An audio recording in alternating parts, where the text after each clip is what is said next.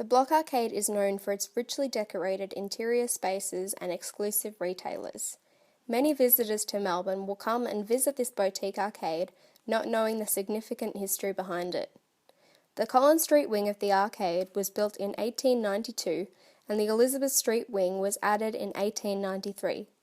The infamous financier, Benjamin Fink of the City Property Company, developed it during Melbourne's famous boom time. The Block Arcade has housed many influential retailers over its time, the most famous being the first ever Kodak shop in Melbourne and the Singer Sewing Machine Company for a long period of time. The Victorian Ladies' Work Association opened the Hopetown Tea Rooms in 1892, which was named after Lady Hopetown, the association's founder. The tea room is still in the block today and always busting with customers. During the 19th century in Paris, there became a bigger desire for shopping, leaving many to invest in new areas for shopping which became high streets. However, the wealthier people who could afford to travel to city centres for pleasure started wanting shelter from rain, so with the use of materials such as glass, shopping arcades were developed. This new way of shopping was transported globally, with many countries following suit. One of the first arcades built in Melbourne was the Royal Arcade. It is now the oldest surviving shopping arcade in Australia. Located between Burke and Little Collins Street, it was constructed in 1869-71 and designed by Charles Webb. The Block Arcade uses similar styling to the Royal Arcade, such as glass roofs, iron casting, and ornate arcs. On the 1st of June in 1837, Robert Hoddle held Melbourne's very first land auction. The auction was for the site of the Collins Street wing of the arcade, which was purchased by William Briscoe and Sons for £18, which is equivalent to just $36 today. The Briscoe Grain Store was active from 1856 to 1883 on the site. This store was considered a magnificent construction of the time, and it dealt with the supplies of grain, lumber, and ironmongery to farmers. William Briscoe and Sons had been in business for 110 years in England, which branched in London and Wolverhampton. They found the site, which was multi-levelled, to have been unworkable as materials such as steel fencing and iron had to be pulled up to the higher levels by rope, as there were no lifts in the site. At a later date, Briscoe moved on to a simpler location in Queen Street, a site with a single level. In 1883, Briscoe started supplying materials for the Victorian railways, building railway stations and roads. In the meantime, the building was sold to the George brothers and then occupied by a store trading as George and George Federation Emporium. This was the first George store in Melbourne. On Friday the 13th of September in 1889, a dazzling fire started around 6:15 p.m. The fire was so aggressive that it burnt the majority of the building except for the bluestone foundations. The fire and the damages were so unruly that it is estimated to an amount of £2,000 or $400,000. In order to extinguish the fire, the firefighters used Furphy brand water carts, as there was no arranged water at the time. The effort to put out the fire was very costly, as 3 firefighters lost their lives during the blaze. Soon after the fire, George's relocated to Collins Street between Russell and Swanston Street and called their shop Store on the Hill.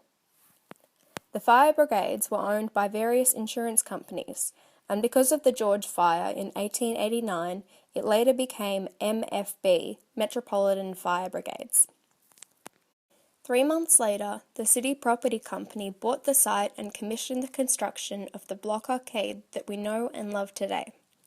The basement of the building that had survived the fire is now the Downey's Coin Auction, which is closed off to the public and is only opened for the auctions. After the fire, the old Briscoe Grain Store was demolished and recreated as the Block Arcade. The function of the arcade was decided to be centred around shopping, as this was the new popularity around the area at the time. In place of where Flinders Street Station stands today, there was a fish market which later became Hanton's Fresh Fruit and Vegetable Market.